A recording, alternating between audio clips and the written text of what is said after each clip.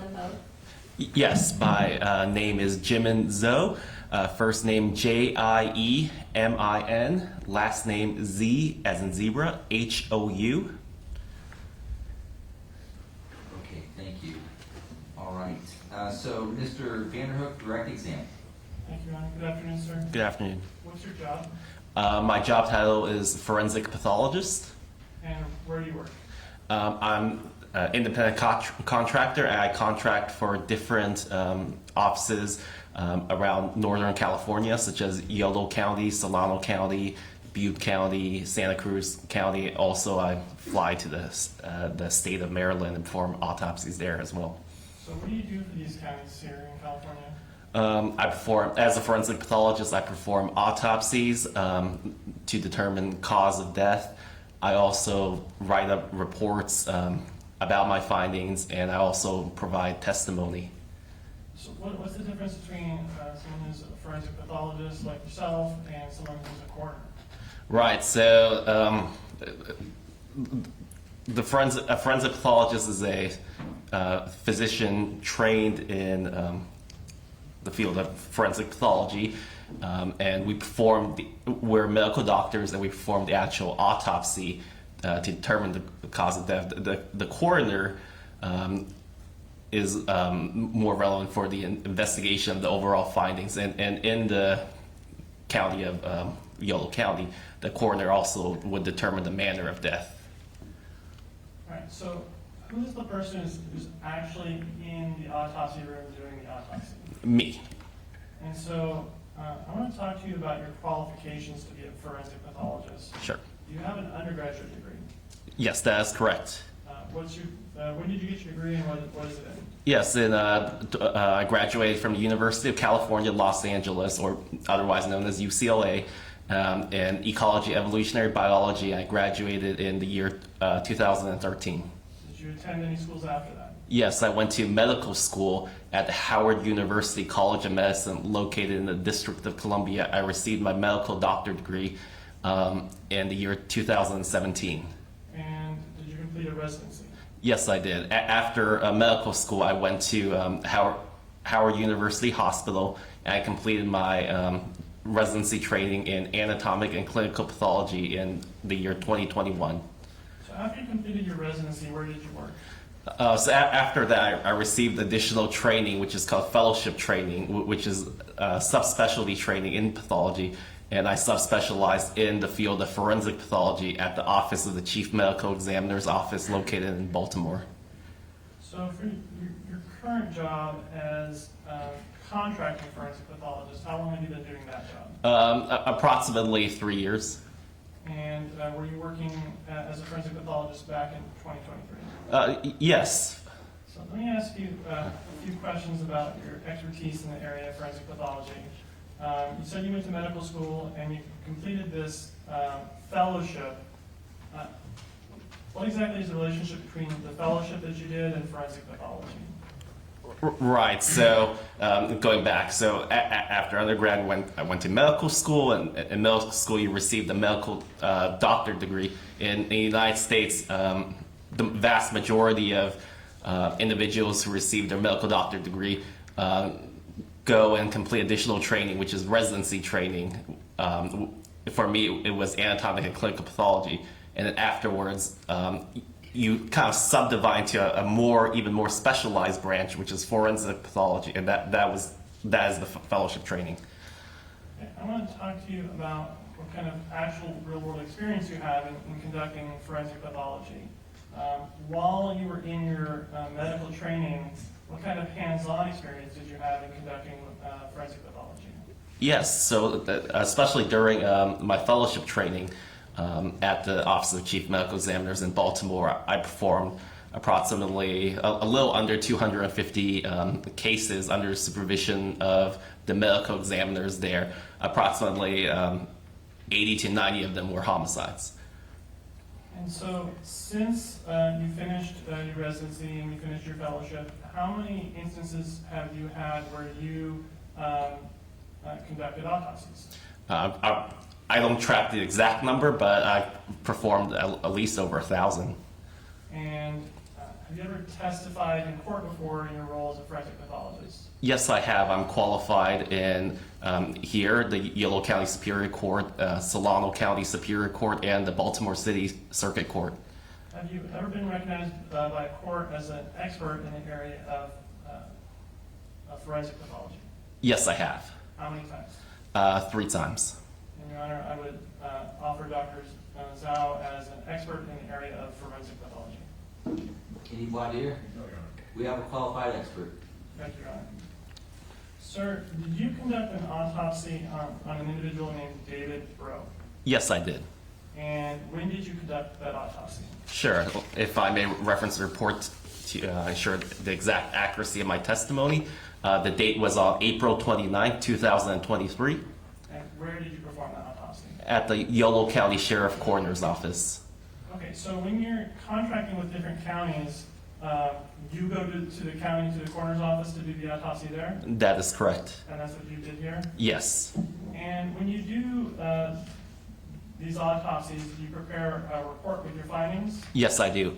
And is that made in the normal course of your work as a forensic pathologist? Yes, it is. And do you make the report at or near the time of the events that you're observing as far as the autopsy that you're conducting? Yes, once I have all the information I need, I type up the report and I send it. And are you the person who prepares these reports? Yes, I am. I'm going to show you what's been marked for identification purposes as People's 11. Can you take a look at that, please?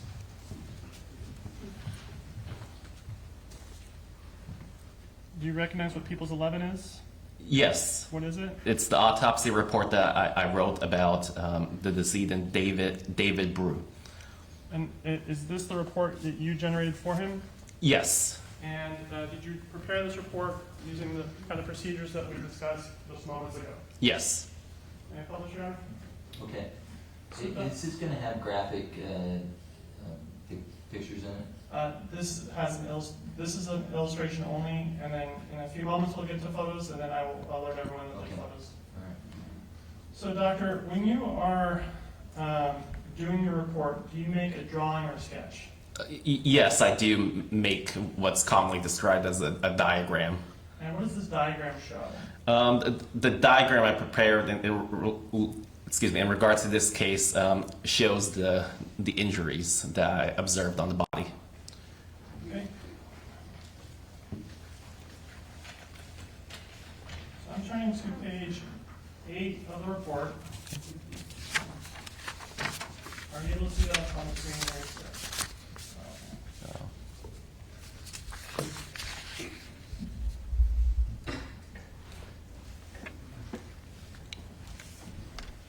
Are you able to see that, sir? Yes. And so, this kind of sketch or drawing of a person, do you draw that, or is that already on this kind of form? It's already on this form. Okay, and so this sketch then isn't specific to David Breaux, but it's just kind of a generic sketch of a human. That is correct, of a male human.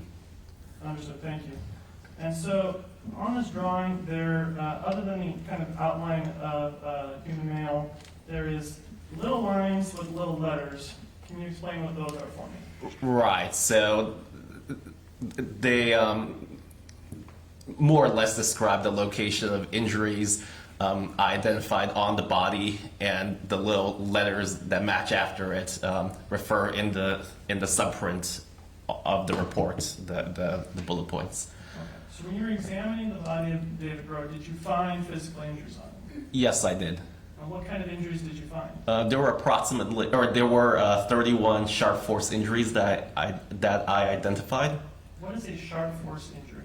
Right, so it's an injury caused by, as in the name of the definition, a sharp object such as a knife, a sword, blade, which is different than, say, a blunt force object such as one might sustain by a hammer or in a car accident, for instance.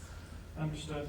And so these injuries that you're diagramming on this chart here, are these, what type of force injuries are these? These are the sharp force injuries that I have described in the report. All right, and this is the 31 injuries you talked about? Yes, that is correct. And so you were talking about these letters, and so does each of these letters then correspond to an injury that you observed on Mr. Breaux? Yes, or a group of injuries that wrote in the report. Okay, let's go through them. I want to start here with A. Okay. You see where A is on the diagram? Yes, I do. What was A? That referred to what I described in the report as a stab wound of the lateral left side of the upper chest, around here. And Your Honor, at this point, we're going to begin with some graphic photographs. Okay, hold on. I want to talk to counsel. Sidebar. Thank you. Off the record.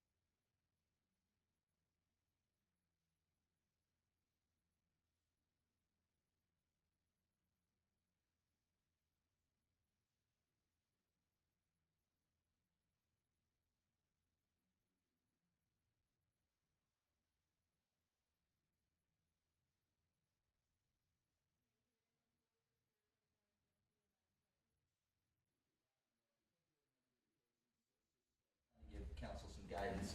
And so I just want to reiterate, we're not going to show live stream any graphic pictures. Okay, Mr. Vanderhook, your witness. Thank you. And before we put up the photograph document, I just want to ask you a little bit about the drawing still here. So for each of these, they appear to be not just dots, but more lines. Do you see that? Yes. Does the directionality of the line on the diagram have any significance to you? Do you take any care when you put that directionality? Yes, I do. They in general, refer to the direction of the injuries that identify on the body. So these kind of sharp force injuries that you're observing on Mr. Breaux, are they, what shape are they? Well, on the body, they would appear linear, or in some cases triangular. Okay, and so now we're going to start with the images, and we're going to be starting at A. If we could switch to counsel table.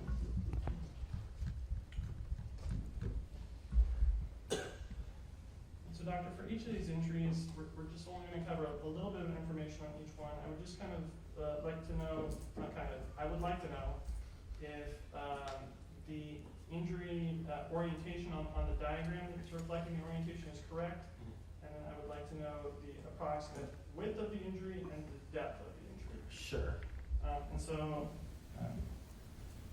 we can start with this A, and can you point out which one is, oh, sorry. Hold on just a second.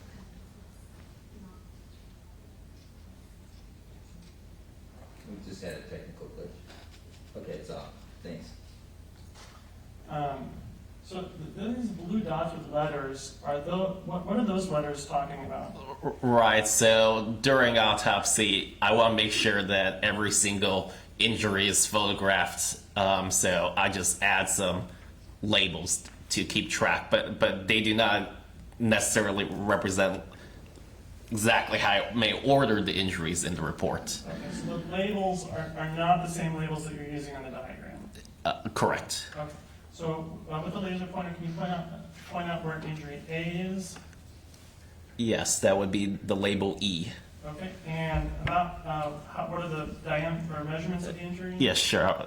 To refer to report, it was approximately 7/8 inch in length and then 1/8 inch in width after reapproximation. So that's a process where we're kind of pinch it together to get a relative estimate of what the estimated width is.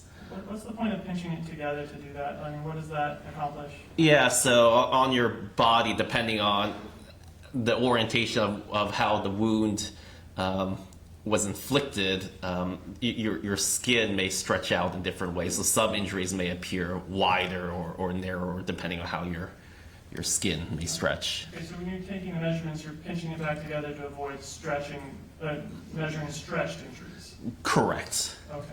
So for this injury A, what's the depth of the injury? The estimated depth of penetration was 1¼ inches. Okay, and where is injury B? Okay, so injury B would be label F. Okay, and what are the dimensions and depth of that injury? Yes, it was again set approximately 7/8 by 1/8 inch, and the depth of penetration was also 1¼ inch. Okay, and where is injury C? Injury C would be an image with the blue label of Q on the back.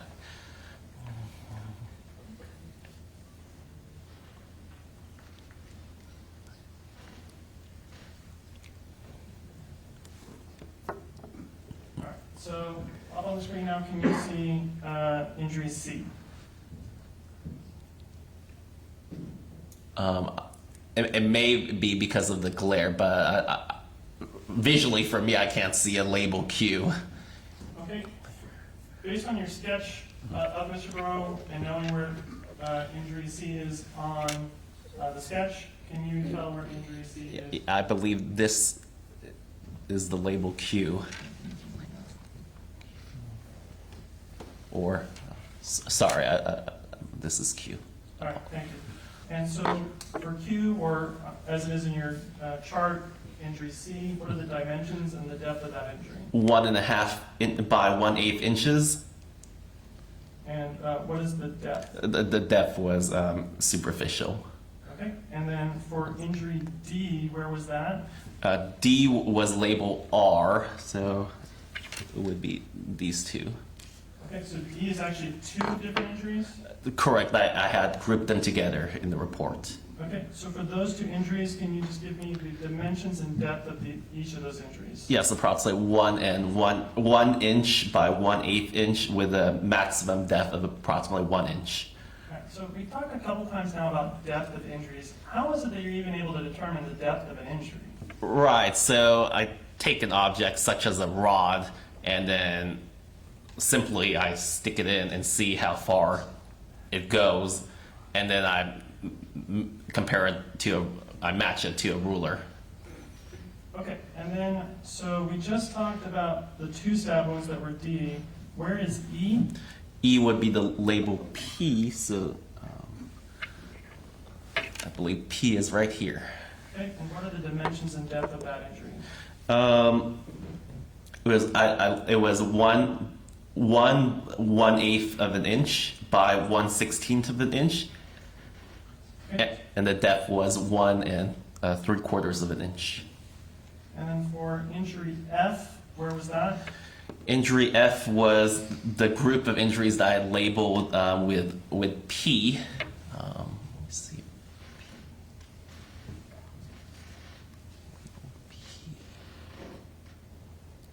It's hard to see if the P is on this image. Or sorry, ST and U. I apologize. So it would be ST and it's upside down, but Okay, Yeah. so these injuries labeled ST and U, how many total injuries are they on Mr. Breaux's body? 4. Okay, and for each of those, can you give me the dimensions of the injury and the depth? Yes, they were, in terms of length, they range from 1 to 1½ inches, width approximately 1/8 of an inch, and the depth of penetration up to 3½ inches. And so, moving on to injury G, where was that?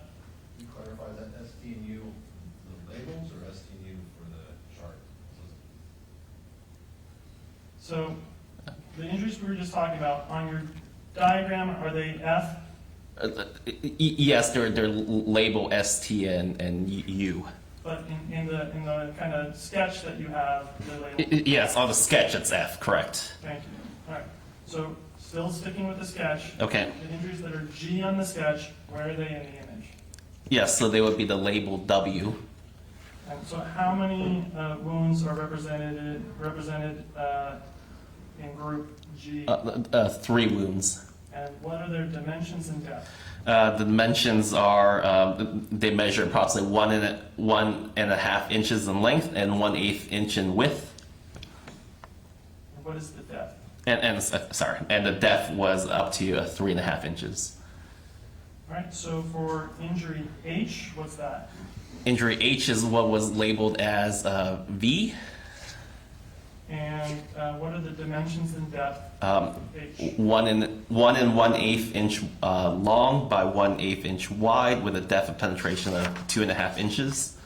All right. Referring back to your sketch. Is there any objection to Exhibit 11? This is gonna be admitted. No. Right, just to the jury, listen, a lot of detail here, okay? So the Exhibit 11 with the detail in it, it's gonna be entered into evidence and you'll have access to it. Okay. So going back to your sketch for injury I, where's that at? Injury I is what's located as label X. And what is the dimensions and depth of that injury? Yes, it's 1 3/8 of an inch long by 1/8 inch wide with a depth of penetration of 3 inches. Okay, and then on your sketch, you have something labeled J on the sketch. What's that on Mr. Breaux's body? So that would be label Y. I believe it's cut off on this image. It's like higher up. So or lower in terms of his body. Are you able to see here? Yes, correct. So, Okay, where so- the mouse is. So for this, which is the sticker Y, Mhm. but is J on your sketch, what are the dimensions and depth of this? Yes, measured approximately 1 5/8 of an inch long by 1/8 inch wide with a depth of penetration up to 1 3/4 of an inch. Okay, and then for what's on your sketch is K, where is that? K was on the anterior right shoulder, so on the Cross there, what does anterior right shoulder mean? right. So anterior is the front side, and your right shoulder is this part of your body where your chest connects to your arm.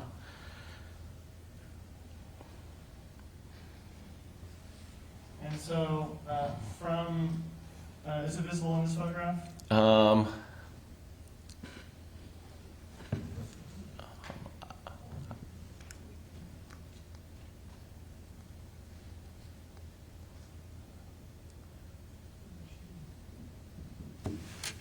Yes. Okay, so this is photo 6619. Where in the photograph is it? I point that out again right here. Okay, and what, for this, what is the, how many wounds are we talking about? 2, and they measured 1 1/4 inch long by 1/8 inch wide with a depth of penetration up to 3 1/4 inches. Okay, and then for what's on your chart as L, where is that on Mr. Breaux's body? Right, so it would be on the lateral right arm. I don't know if you have an image with all of the labels. And so, what is lateral right arm mean? Yeah, so your right arm is here where it extends from your shoulder to your elbow, and then the lateral. If we imagine a human in what we call anatomic position, which is how I'm describing myself right now, with your palms facing outwards, the lateral would be the side facing outwards. Okay, can you see it in this photograph?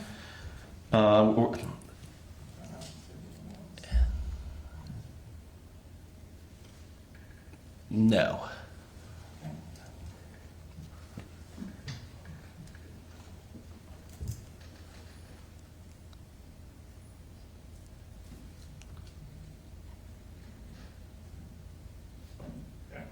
proceed without a photograph on that one. Okay, sure.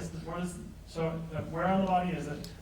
Right, so on the lateral right arm, so once again, your arm, what I describe as your arm is from your shoulder to your elbow, and then we describe injuries in terms of anatomic position, which is someone supine, which is face up or head up, and then their palms facing outwards. So it would be lateral would be the outside of your arm.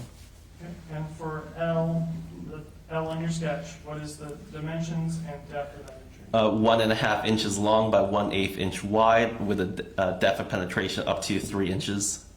Okay, so for M on your sketch, where is that? It's labeled O. You see it right here. Okay, and what are the dimensions and depth of that injury? It was approximately 3 inches long by 1/4 inch wide, with a depth up to 2.5 inches.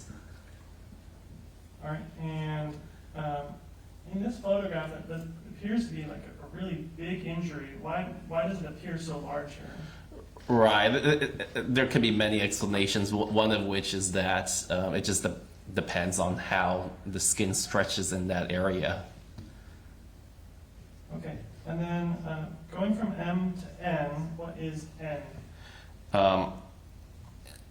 Right. So N would be the label B, which it's not on this picture, but I saw a picture of it earlier.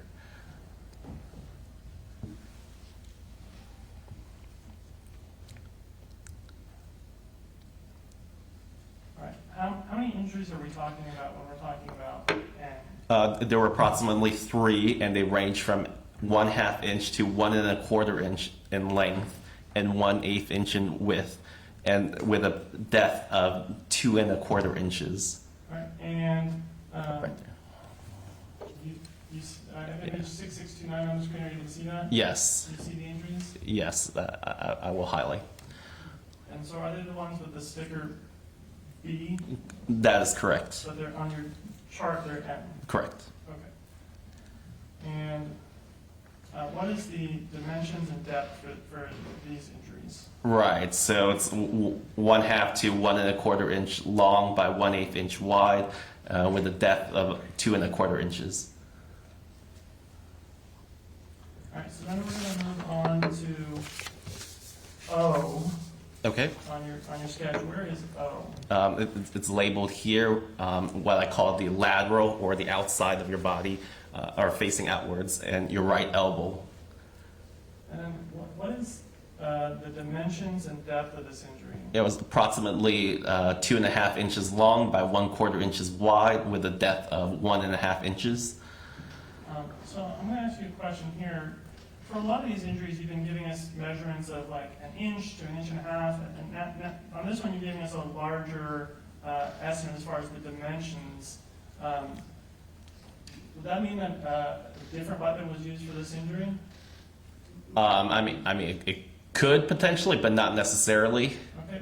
If it was the same weapon for all the injuries, what could cause an injury to be longer than other injuries? The direction the injury was inflicted, for instance, if I may use myself as an example, if I accidentally cut my hand across the palm of my hand, the injury may appear much longer than, for instance, if I accidentally stabbed my hand directly, the injury might more closely match the characteristic of a knife, of the weapon that I used. Okay, so we just talked about O. Now going back to your diagram, what is P? Where is that on Mr. Breaux? P would match the label D, which I listed to be on the lateral right side of the forearm. So once again, laterals, if we imagine me like this, the outside of your arm, and then the forearm is defined as your elbow to your wrist, or elbow to your hand, excuse me. So is that kind of the injury we're seeing at the right-hand edge of this photograph?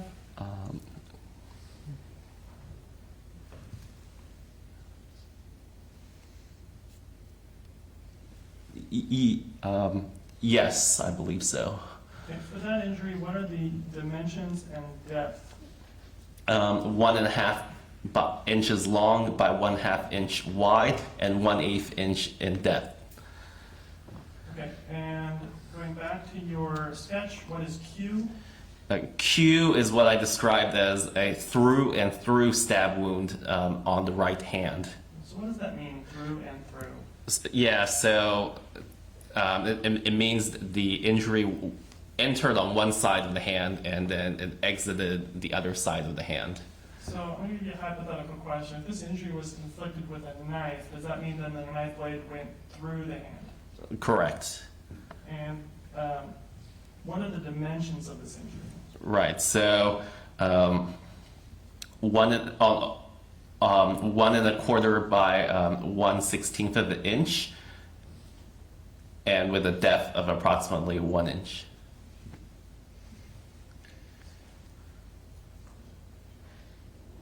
Okay. And so image 6655 is on the screen. Are you able to see that?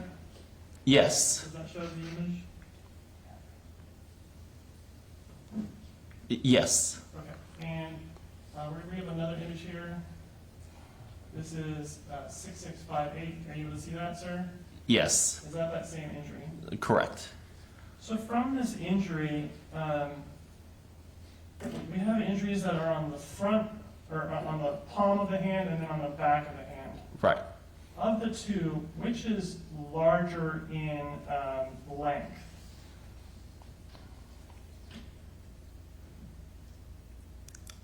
In my report, I described them approximately the same, both as 1.25 inches Okay, in length. so from the injuries, are you able to make any determination as to whether this is from a sharp force injury coming into the palm and leaving through the back of the hand, or whether it's coming in through the back of the hand and coming out the palm?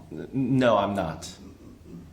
Okay, so I'm going to switch over to R, which is on your sketch is R. Okay. What is R? Where was that injury on Mr. Breaux? Okay, so it's not on this image, but I described it as a stab wound of the medial left arm. So going back, if the outside facing outwards is called lateral, then facing inside is called medial, and then once again your left arm is defined as from your shoulder to your elbow. All right, so are you able to see it on this image?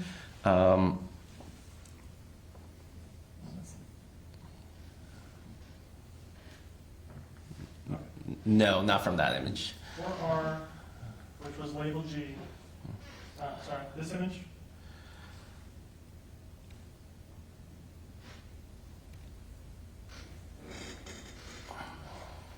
Or is this image, can you show us about where it was on this? Right, it was approximately around here. On the, can you use laser pointer and kind of point us on this? Right.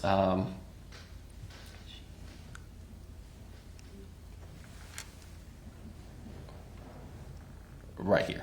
All right, and so this is image 6593, and you're kind of pointing towards an area that is a little further down the arm from the left armpit.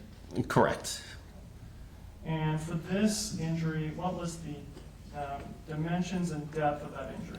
It was 1/2 inch long by 1/8 inch wide.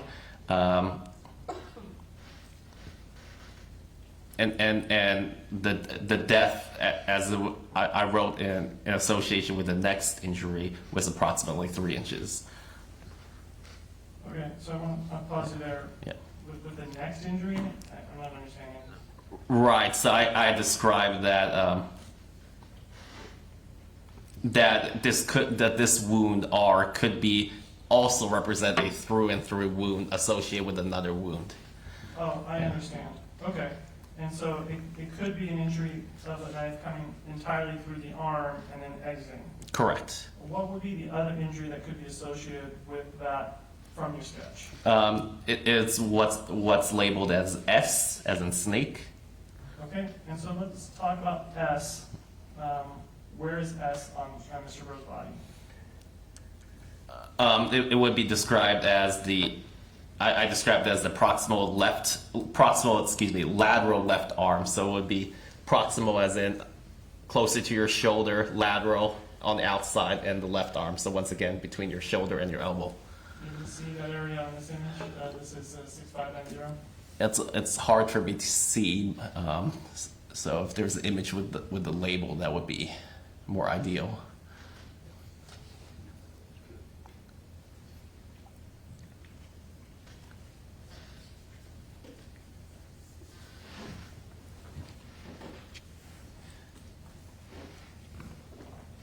All right, are you able to see it here? Oh yeah, H on the image, so on the blue label, so yes. Okay, so just kind of on the very edge of the screen here. Correct. All right, I want to go a little bit further down the arm. This is image 6645, and we're going to leave this image up. For T, where was that located on Mr. Breaux's body? It's located here.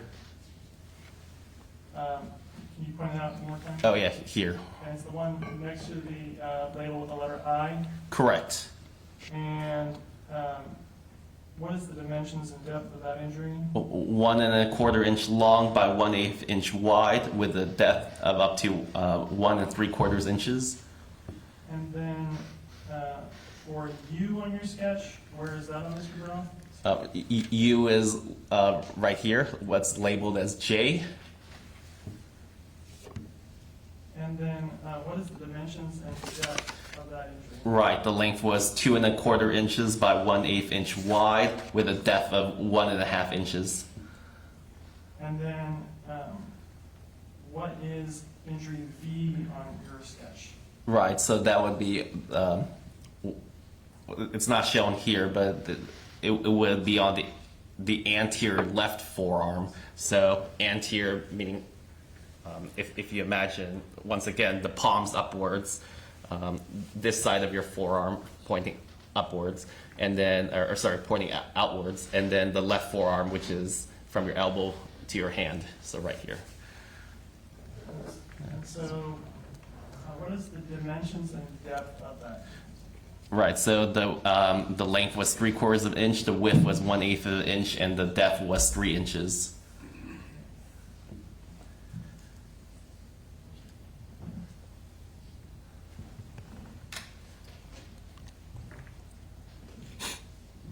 Okay. And so these kind of measurements and these depths that you're talking about, are those recorded in your report, and you document this for each and every injury in the coroner report that we showed you? Yes. Okay, I'm going to show you people's 37.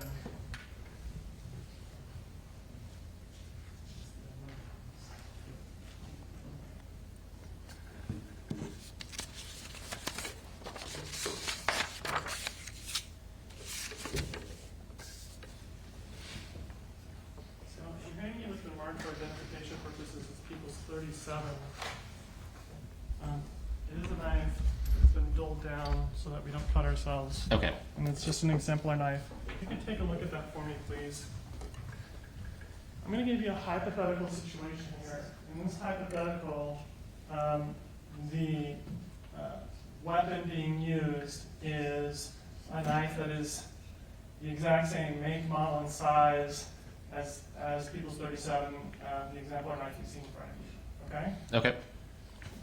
Given that information and the knowledge that you have about Mr. Breaux's injuries, are Mr. Breaux's injuries consistent with being inflicted by a weapon such as that? Yes.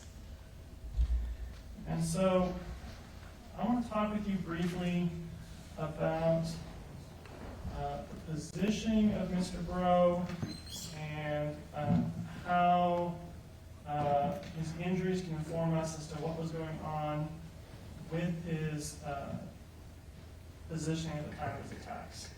And I'm going to pull up a photograph.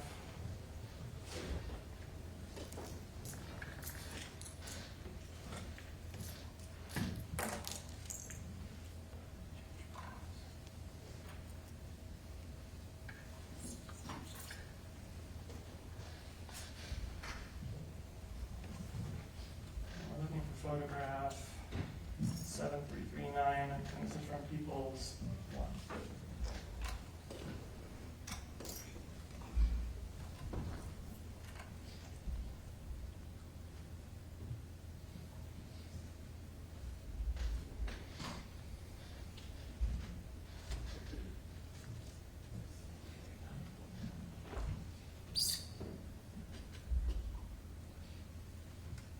So I'm showing you people's 7339.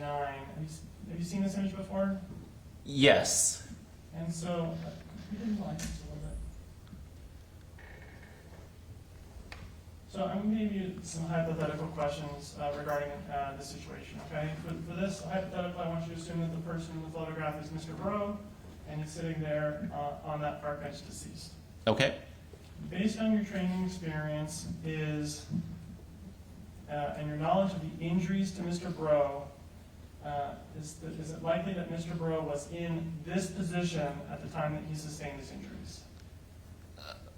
To clarify, what you're describing as seated in the Seated on this bench with his back against the backrest, with his buttocks on the seating area and his feet down on the ground. right. It would be unlikely for the injuries to be sustained, at least the injuries on his back to be sustained while he was seated against the park bench. Why is that? Well, most of the slits of the park bench to describe it are vertical, and most of the injuries I described on his back were horizontal. Okay, and what significance is that? I mean, it would be unlikely for the knife, for someone to use this knife to go horizontally through the slits of the park bench. Because it's a metal park bench. Correct. So I'm going to ask about a different positioning and ask you about some hypothetical questions about that. So for this, I want you to assume that Mr. Breaux is sleeping on the park bench, Okay. that he is sleeping on the left side of his body, Okay. and that his head is on that backpack scarf area, kind of using it as a pillow, with his feet out towards the other end of the park bench. Okay. Are Mr. Breaux's injuries consistent with someone who's lying down in that position based on his injuries? Is that a possible scenario? Yes, the injuries described on the back. Okay. Yeah. Can you elaborate why you qualify that with the back? Right. He also had Mr. Breaux also had some injuries on the front side of his body, such as the front side of his arm and shoulder. Right, and he also had some fairly extensive injuries to his left arm, right? That is correct. And so if he's sleeping on his left side and his left arm is tucked under him, is it likely that he's being stabbed in his left arm while it's tucked under him? It would be unlikely. Okay. Let's talk about a hypothetical where Mr. Breaux is moving during the course of the assault, okay? Okay. Would his injuries be consistent with starting in the position that I just described, where he's sleeping on the bench on his left side with his head on the backpack as if it's a pillow, and receiving his back injuries while he's on his side, and then during the course of him being assaulted, he turns and tries to defend himself with his arms? Yes, it could be consistent. Okay, and why do you say could? I mean, I was not there, so of course I cannot see exactly what happened. Understood. Is there anything about Mr. Breaux's injuries that would be inconsistent with that? To the best of my recollection, no.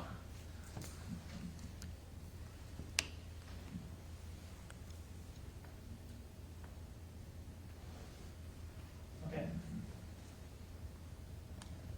For this hypothetical, I want you to, again, assume Mr. Breaux is sleeping on his left side on the bench, using the backpack as a pillow, laid on the bench. If that is true as the starting position, then what is the most, and he's in that position when he's being attacked, what is the most likely scenario for how he ends up in this seating position?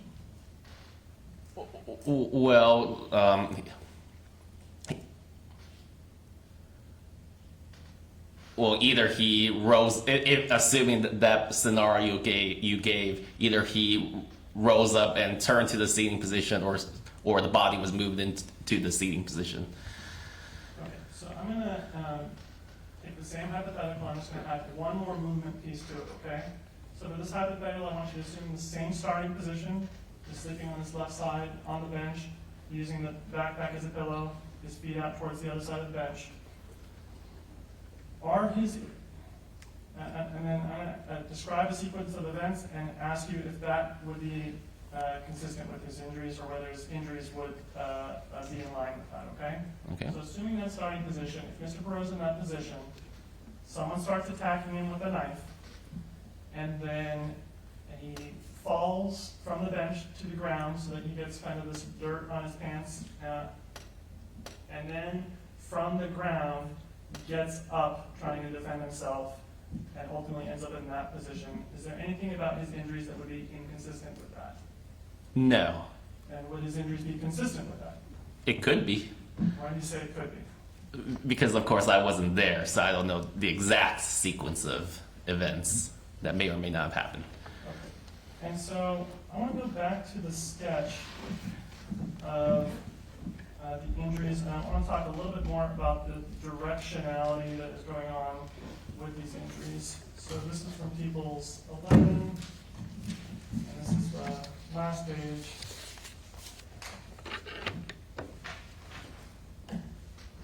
We just do that. I don't know. And so for this, I want you to assume that a knife with this exact same type of knife, but just a duplicate copy of the same knife is being used.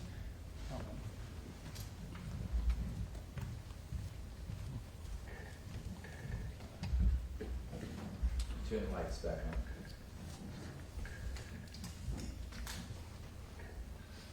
on. Okay. And so on this image, we have a lot of the lines are kind of horizontal on the image. What is, if we were to assume that that knife, that same make model knife is the knife used to kill David Breaux, what does the directionality of these tell you about the direction or the orientation of the knife as it was being used on Mr. Breaux? Well, at least when they enter the skin, the wounds, the knife was horizontal to the body. And so, for this hypothetical, I want you to assume a standing person, okay? So someone who's standing. Okay. Does that then mean that the knife is, for a standing person, the knife would be oriented so it's flat towards the ground or on its edge? Right. To clarify, assuming a standing person, that would mean that, in reference to these wounds on the back, that the knife would be in this position horizontal. Okay, and so I'm going to change the hypothetical, and I want you to assume that it's someone who's on their left-hand side. Which position, orientation, and they're kind of sleeping on a bench, which orientation would the knife be in as it's entering their body? Right, assuming that hypothetical, then the knife would be vertical. Okay, thank you.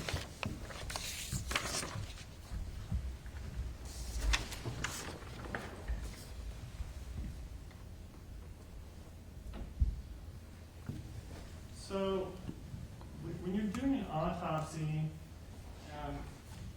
who completes the death certificate? Is that you or the coroner? The coroner. Okay, who is it that determines during the autopsy what the cause of death was? Is that you or the coroner? Me.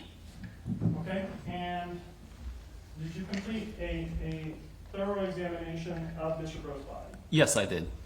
Let me ask you this. If we look at photos of injuries that are visible on the external portions of the body, is your examination limited to looking at external portions of the body? No, it also includes the internal portion of the body. And when you have someone who has, say, like 31 sharp force injuries, why is it that you then check the internal portion of the body as well? Well, in every full autopsy, we perform what's known as, at first what we describe as the external portion of the autopsy, and then the internal portion of the autopsy. Okay, so for a person who has, say, a lot of sharp force injuries, are you still looking to see if there could be potentially some other cause of death for the person? Yes, of course. And when you were examining Mr. Breaux, did you see anything that would indicate a cause of death other than the sharp force injuries? No. And were you able to form an opinion as to what the cause of death for Mr. Breaux was? Multiple sharp force injuries. Okay? And I don't have the additional questions. Okay. All right, thank you, Mr. Vanderhook. Mr. Mr. Hutchinson, any cross? Okay, all right. And Doctor, how do you pronounce your last name? Zoe, Zoe. Dr. Zoe, I appreciate your time. thank you so much. Yeah,